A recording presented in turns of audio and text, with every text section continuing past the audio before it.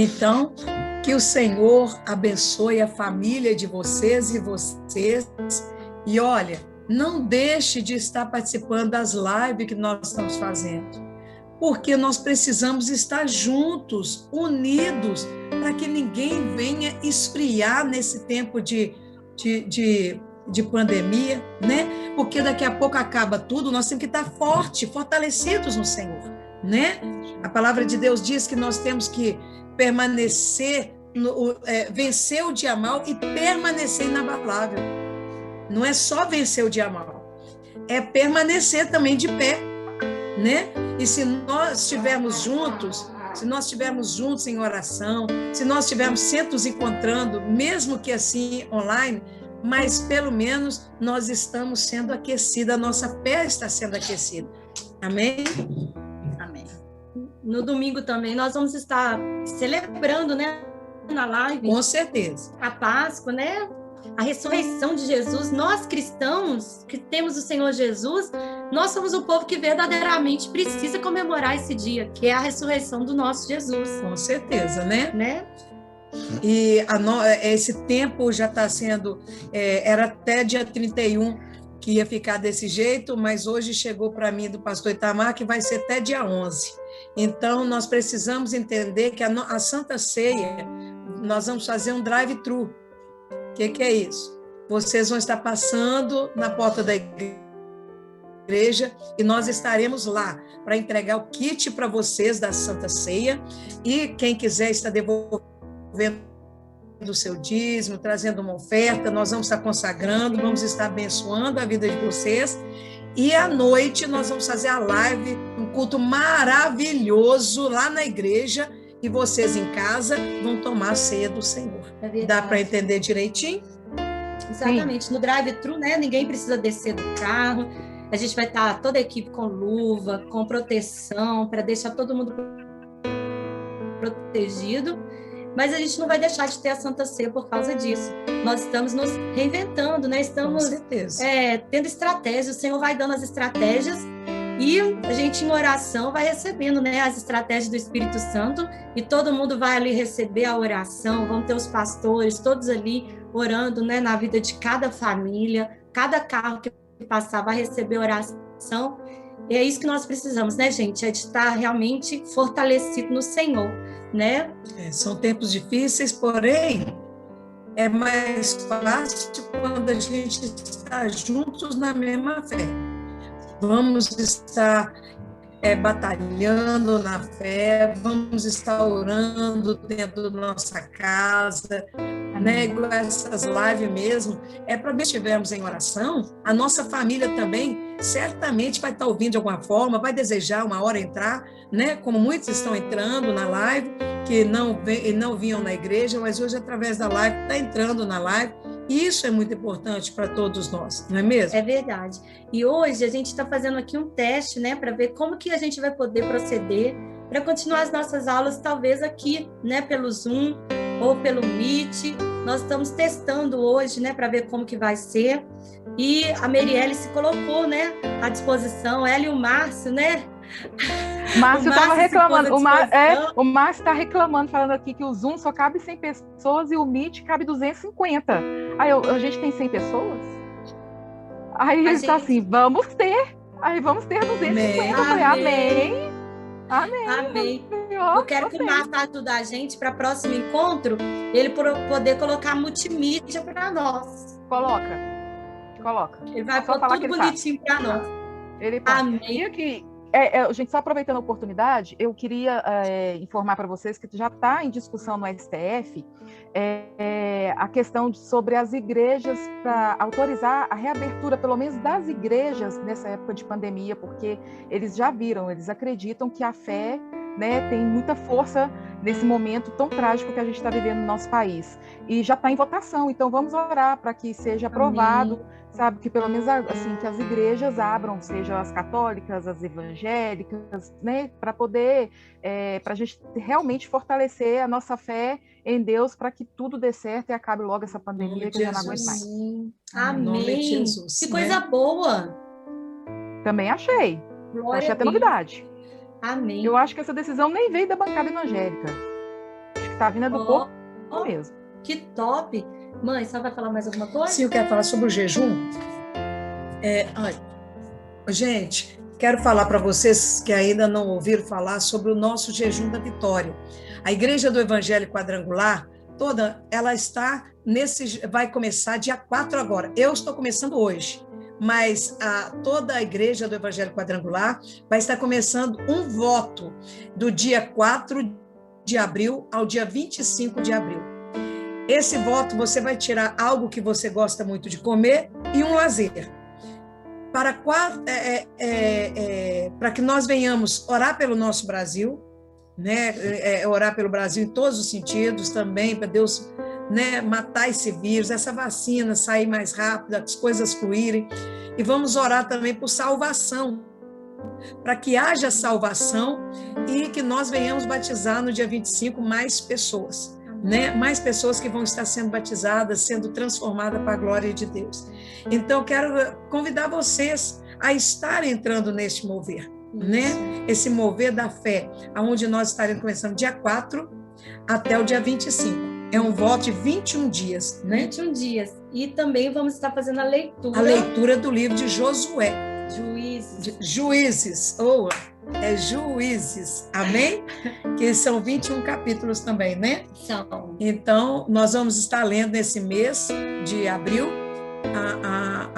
o livro de Juízes. A gente estava fazendo o desafio, né, do livro de Provérbios. Quem aí completou o livro de Provérbios? Eu completei. Glória a Deus! Com certeza que quem começou terminou, né? Terminou. Sim, eu acredito. E agora nós vamos entrar no desafio do livro de Juízes. Vai ser muito bom, porque é um livro muito abençoado, muito histórico. Então é muito bom. De vencendo muitas guerras, né? Vencendo muitas guerras. Então é um momento que nós estamos de fé, né? De ver a fé com que Josué colocou ali para o povo, né? Então aquela fé dos juízes, né? Porque quando de todos os juízes. Josué morreu, né? Aí entrou a fase dos juízes. A fase dos juízes. Então ali eles eram aquele povo que estava realmente sendo instruído para vencer, né? Vencer mesmo os inimigos, como Gideão, pessoas corajosas. Deus está procurando pessoas corajosas, né? Não é tanto, não é quantidade, é qualidade de cristãos, né? Aqueles corajosos que vão vencer tudo e permanecer inabalável. Então, nós vamos vivendo essa fé dos juízes aí. É verdade. E vendo também onde é que houve erros que tiveram que ser consertados também. Verdade. Né? E isso é maravilhoso. Então, todo mundo participando. Eu e a pastora Elza vamos ter que sair, né, desse bate-papo aqui, dessa sala, para entrarmos em outra. Nós temos outra reunião agora às 9 horas. E quem vai continuar o estudo com vocês é a pastora Nilceia. Ela vai falar sobre o paganismo na Páscoa. É algo muito interessante e também que Deus abençoe, viu? Pastora Nilceia, fica à vontade. Olha, e a pastora Nilceia, ela é capacitada para estar ensinando. Sim. Que Deus abençoe, que o Espírito Santo use a pastora Nilceia de forma sobrenatural, porque o ensino, gente, nos liberta da ignorância e que Deus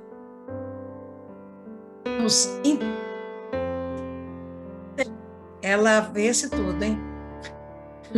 Amém. Deus abençoe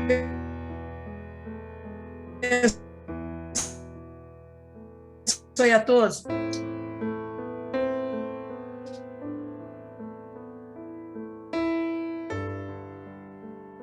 Amém. Amém?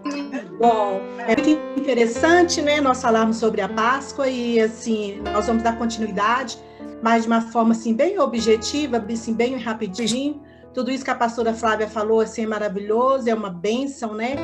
E, assim, a Páscoa, né? A palavra Páscoa, né? Passar por cima, né? Vem de uma palavra, né? Que é o pechar. Quando o anjo, ele passou por cima das casas onde estavam lá passados de sangue, nos umbrais das portas, então o anjo, ele passou por cima. Então os filhos, os primogênitos dos hebreus, eles não morreram. Bom, a Páscoa, né, a comemoração da Páscoa, ela vem de Ester, não sei muito pronunciar muito bem essa palavra, né? Então, é uma palavra que veio do inglês, do anglo-saxônico, e dessa palavra gerou uma outro nome, que era Ostara, ou Ostera. Ostera é a deusa da fertilidade. Essa deusa era a deusa dos povos germânicos. Quem são os povos germânicos? Os povos germânicos, eles são os alemães hoje, né? Para ficar assim mais claro para a gente entender. Então, são os povos alemães. Então, esses povos germânicos, eles eram aqueles povos que eram os bárbaros, né? Muitas vezes a gente pensa que os bárbaros eram aquele povo assim, ruim, aquele povo que matava, aquele povo assim, mas os bárbaros, na realidade, eram aqueles povos que moravam nos campos, que moravam nos interiores, mas era um povo muito místico, que era um povo que adorava o sol, adorava a lua, tudo deles tinha misticismo no meio desse povo. Bem, nessa época toda, Roma era grande demais, Roma dominava o mundo todinho na época, então assim, ninguém imaginava que alguém pudesse destruir Roma. Então, esse povo bárbaro, que bárbaro a gente pode ver assim como povos estrangeiros, eles chamavam eles de bárbaros, porque eles não entendiam a língua como eles falavam, então eles falavam que eles são os bárbaros.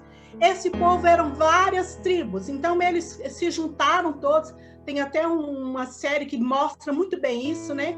Porque assim, não é bom ficar assim preso à série, mas a gente deve saber escolher. Essa série mostra direitinho como que é que funcionava o misticismo, como que eram os povos bárbaros, como que eram os germânicos, como que eles conseguiram se juntar a todos aqueles povos e eles conseguiram vencer todo o Império Romano. Aquele império enorme que ninguém imaginava que pudesse ser destruído, eles foram, né, vencidos por esses povos bárbaros.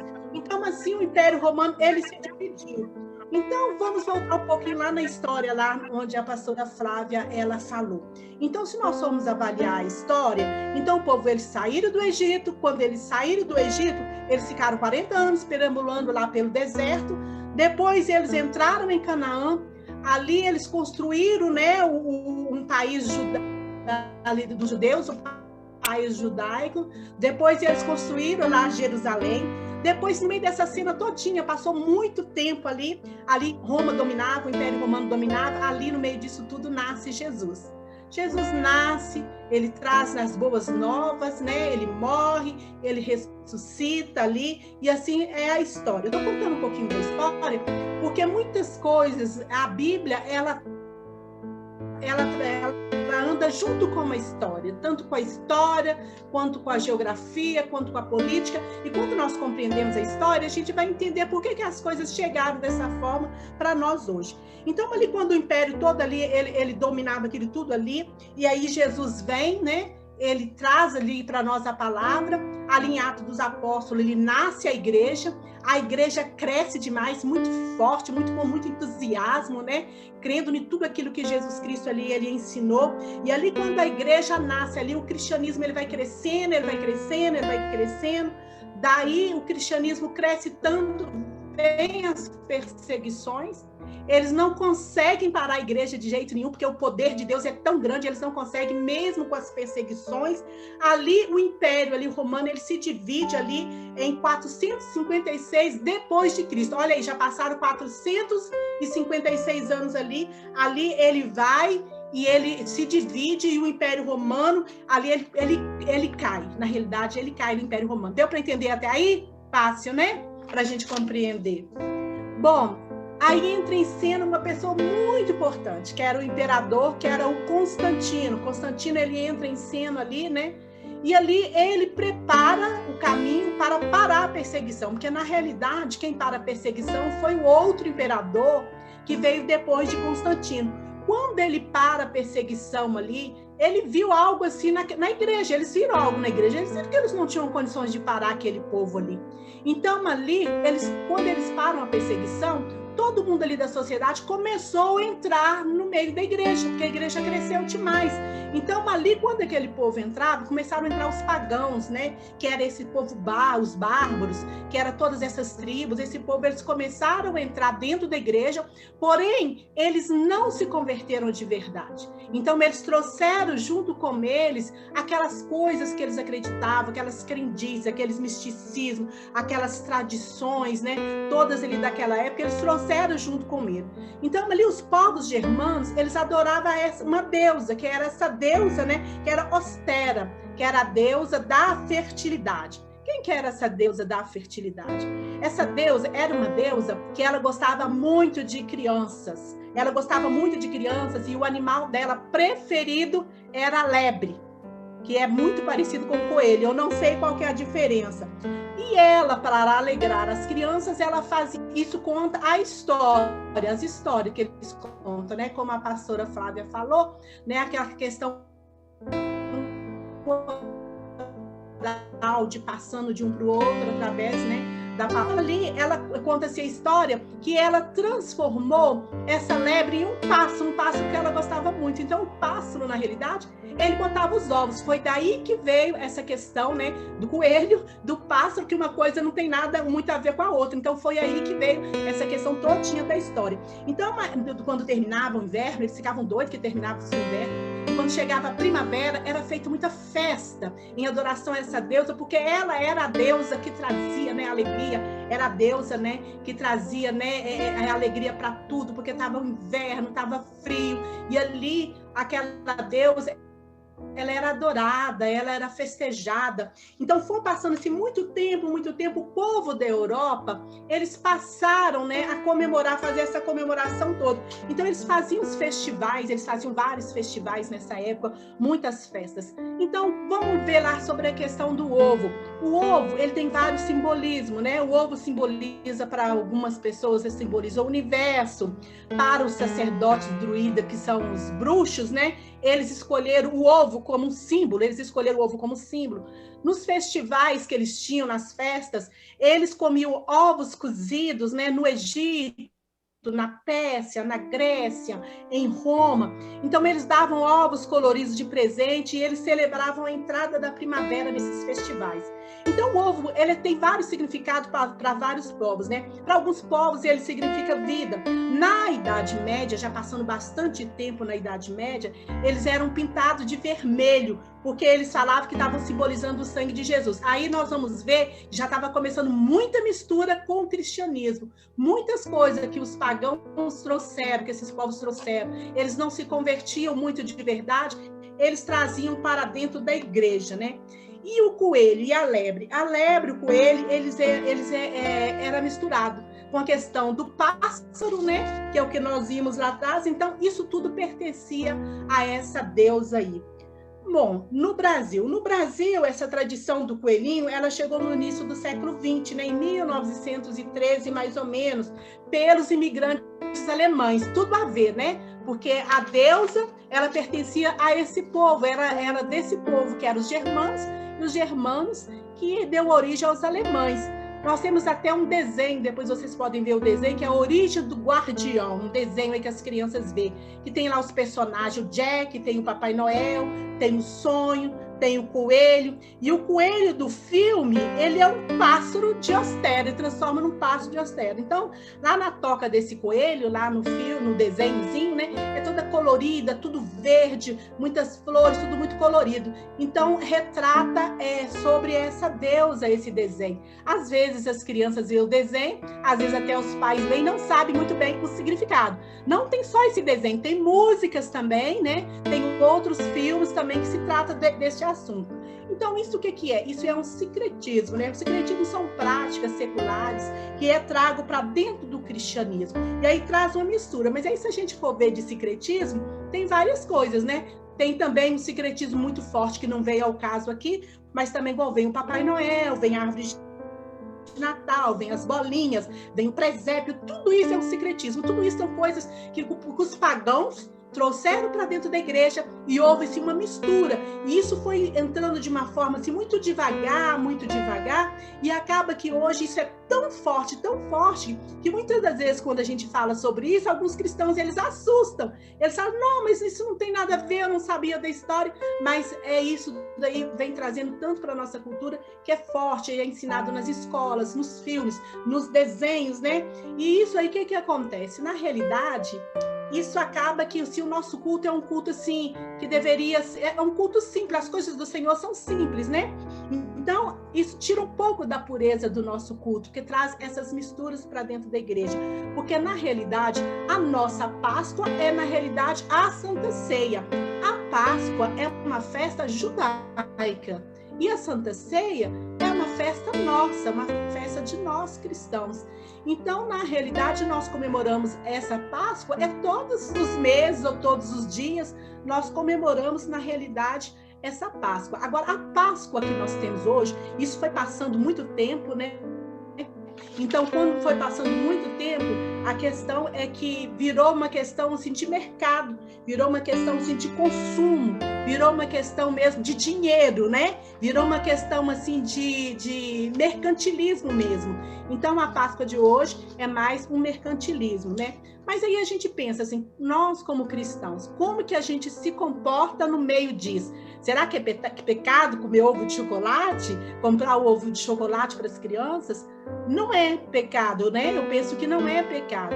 Nós devemos sim ensinar, aproveitar. Nós podemos ter duas posições nessa época, né? Ou a gente rejeita tudo e não aceita nada, ou nós pegamos essa época, essa oportunidade e vamos aproveitar essa época, tanto da Páscoa quanto do Natal, para falar o verdadeiro sentido, para ensinar, para aprofundar e para realmente viver aquilo que Jesus ensinou. Então, assim, a irmã perguntou sobre a questão, por exemplo, da sexta-feira. Então, nessa época, nós devemos entender, sim, o que significa sexta-feira, o que significa a entrada de Jesus em Jerusalém, o lava-pés, né? A morte de Jesus, quando as mulheres encontraram com Jesus.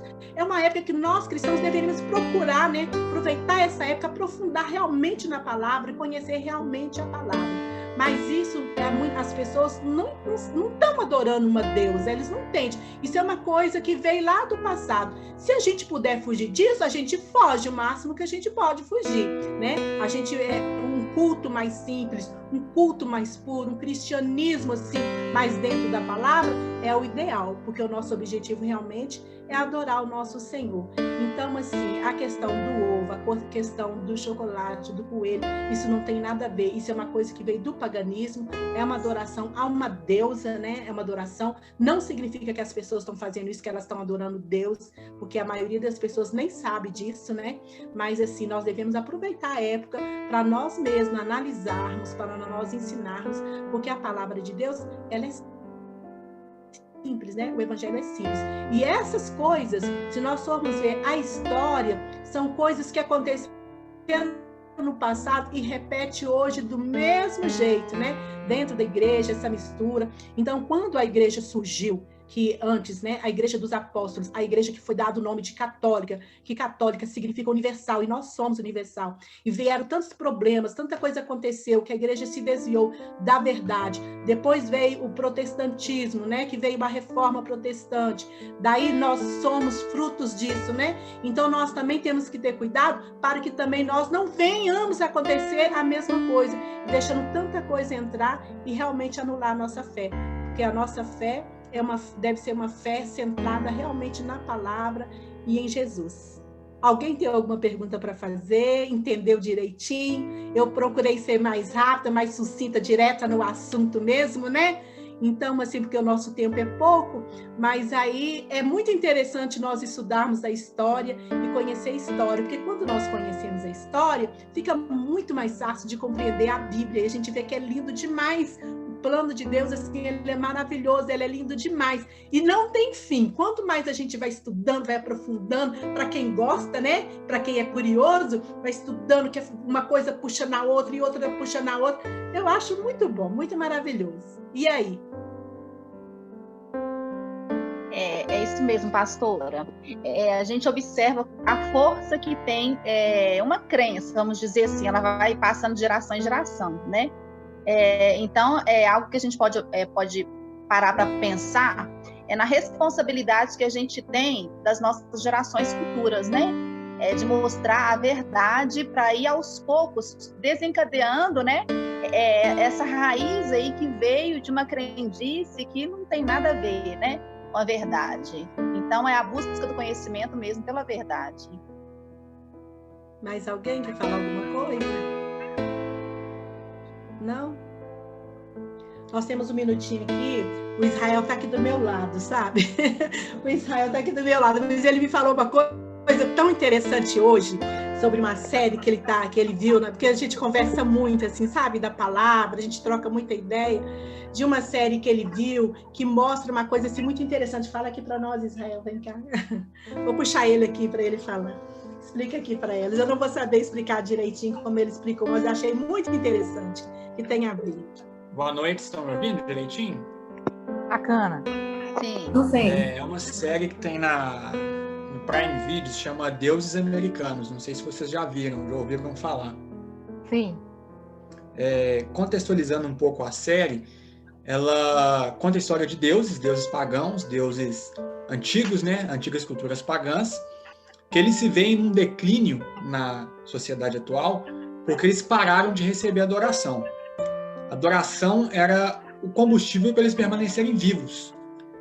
Então eles se viram nesse declínio. E a partir do momento que eles começam a cair, porque começaram a perder a adoração, começou a se levantar novos deuses pagãos do paganismo moderno. Os deuses modernos que a série apresenta, por exemplo, o globalismo, a mídia, a televisão. E o contexto da série os deuses antigos entram em uma guerra com os deuses modernos. Eles se degladiarem para ver quem vai conseguir voltar a ter mais adoração para eles. Em certo episódio, o deus principal da série, que é Odin, um deus da mitologia nórdica, ele vai procurar o Ostara, que é uma deusa também que nasce ali no contexto nórdico também, pedindo ajuda para ela para essa guerra. E ele chega na casa de Ostara bem no dia da Páscoa, no dia de comemoração da Páscoa. E quando ele chega na casa dela, na verdade uma mansão, está tendo uma grande festa, uma grande comemoração na Páscoa. E a primeira imagem que Odin, na série, chega e vê, é que cada convidado que tem na festa, do lado de cada convidado tem um Jesus. Um Jesus crucificado, com furo nas mãos, furo nos pés. E a primeira coisa que Odin fala ali, quando ele vê aquele Jesus ali espalhado pela festa, cada pessoa acompanhada com um Jesus diferente, é que cada pessoa cria no seu coração uma imagem do que seria Jesus. Eles deixam de lado o Jesus que está na Bíblia, o ensinamento bíblico, e criam no seu coração o que seria Jesus para eles. Na verdade, aquele Jesus que está ali é uma idolatria do coração da pessoa, não é o Jesus bíblico, não é o Jesus que é ensinado nas Escrituras, mas é uma imagem própria da pessoa que ela reflete em Jesus. E o segundo ponto que ele coloca ali quando ele chega naquela festa é que ele questiona Ostara como que ela consegue manter-se tão forte ainda, como ela consegue se manter uma deusa tão resplendorosa, sendo que não existe mais adoração a Ostara, não existe mais aqueles sacrifícios a Deus Ostara. Ela fala que ela usou de um método, ela fez um combinado, ela fez um acordo, ela misturou o dia de adoração a ela com o dia de adoração a Cristo, porque Odin chega para ela e questiona: como que você consegue, sendo que Cristo, Jesus, tomou o seu lugar, tomou o seu dia de festa? Ela fala: não, eu fiz uma negociação, eu combinei com ele de nós misturarmos. Então, o cristão, ele adora Cristo, mas ao mesmo tempo ele faz a troca de presentes com os ovos, compra os ovos, faz a procura dos ovos, faz todo o ritual que era feito para mim no passado, junto com o ritual que é feito para Cristo. Então, ao mesmo tempo que ele acha que ele está praticando a Páscoa cristã, ele está fazendo uma oferenda para mim, ele está fazendo uma adoração para mim também. Então, ao mesmo tempo que ele acha que está comemorando a Páscoa cristã, ele está fazendo um sacrifício para mim, e eu me fortaleço com isso também. O que esse episódio da série mostrou ali de uma forma muito clara? Um sincretismo tão forte dentro da Páscoa cristã, que os cristãos muitas vezes eles fazem práticas pagãs, fazem rituais pagãos, fazem cultos pagãos, sem ao menos saber o que estão fazendo. Eles rendem adoração a deuses pagãos, achando que estão rendendo adoração somente a Cristo. Mas, na verdade, não. Eles estão fazendo ritualísticas, liturgias de cultos pagãos ali, misturado com o cristianismo. E essa série, quem quiser procurar ver esse episódio, deixa isso de uma forma muito clara, muito didática. Bom, eu não sei quanto tempo que falta, né? Falta quanto tempo ali? Temos 10 minutinhos. Então, assim, eu vou falar aqui só para a gente encerrar o seguinte, que há muito tempo atrás, quando eu tinha uns 19 anos, eu era coordenadora do trabalho Ministério Infantil em Contagem, e eu lembro que nessa época nós fazíamos aqueles encontrões com criança, mas assim, tinha crianças de todas as igrejas, né? Quem é mais tempo na igreja sabe que existia isso. E eu lembro que eu ganhei da 1001 Festa aqueles painéis enormes de coelho, enormes, mas eu fiquei numa alegria de ter ganhado aquilo. Enfeitei a igreja toda de coelho, estava numa felicidade, né? Estava nova na igreja, né? Assim, que aquele ânimo, não conhecia muito, e de repente a igreja cheia de criança, chegou uma irmã na porta e falou assim: se eu te falar uma coisa aqui com você, você sabia que esse negócio aí é tudo paganismo? Que isso não é de Deus? Eu fiquei tão sem graça na hora, porque eu estava tão feliz, mas eu não respondi para ela, mas fiquei muito curiosa. Aí eu fui com aquilo na cabeça, aquele negócio na minha cabeça, acabou o culto, aquilo não saía da minha cabeça. Daí eu comecei a pesquisar, e eu vi que realmente, às vezes, muitas vezes, a gente ensina coisas erradas por não saber. Então, nós cristãos devemos realmente procurar ter o conhecimento, porque fica até feio, né, pra gente, né, não ter esse conhecimento. Então, assim, eu penso assim, na casa, cada pai, cada mãe, cada jovem, adolescente, os pais decidem aquilo que eles querem ensinar, como que eles querem fazer, né? Você quer comprar o ovo, você quer comprar a barra de chocolate, como que ele quer fazer? Isso daí, né, cada um decide. Na igreja, eu penso que tem que ser ensinado da forma correta, né? Não tem que dar ovo de chocolate para as crianças, não tem que dar coelho para as crianças, tem que ensinar da forma correta. E eu queria deixar aqui sugestões de um desenho que é lindo, é o desenho mais lindo que eu já assisti na minha vida, já assisti umas 10 vezes, que é o Príncipe do Egito. Não sei se vocês já viram, ele é lindo, as músicas são lindas e ele conta a história de Moisés. Ele serve tanto para nós que somos adultos quanto para as crianças, porque ele é lindo demais. E Deuses e Reis também, que eu não sei se vocês já viram, que também é maravilhoso. Então, assim, né, que é filme. Então, assim, eu deixo aqui, né, essas duas sugestões e nós vamos estar juntos aí pesquisando, estudando, né? Quando, assim, a gente não sabe uma coisa, não sei, agora eu tenho dúvida, eu vou pesquisar. Aquilo que vocês tiverem também de dúvida, tragam, né? Que tiver de coisa, assim, diferente também, tragam. Se tiver alguma sugestão, traga. Se você tiver também alguma coisa para colocar a mais, né, aí de tudo isso, né? Se vocês quiserem colocar, tá aberto aí para colocar. Nós temos uns minutinhos. Bom, eu não sei se vocês ouviram o que eu disse, mas eu disse o seguinte, que o domingo, né, que nós possamos comemorar uma Páscoa de verdade, para quem gosta, né, que tem assim aquele almoço maravilhoso de Páscoa, que nós possamos também pesquisar como que é a Páscoa judaica, né, já podemos ter começo da nação deles lá, né, Senhor, abençoe a todos. Se tiver chocolate com sobremesa, glória a Deus, né, amém, vai ser que o Senhor abençoe a todos vocês, que vocês tenham um final de semana assim, cheio da graça do Senhor, que nesse domingo de Páscoa, né, pode lá estar reunindo a família e procurando ver como que realmente é aquela Páscoa. Tem a Páscoa judaica que eles comemoram realmente como questão lá de país mesmo, de tradição deles, né, mas é importante a gente procurar saber como é também, e que nossa Páscoa seja uma Páscoa diferente mesmo, né, uma Páscoa que seja um culto de adoração ao Senhor, que seja celebrado com o suco da uva, com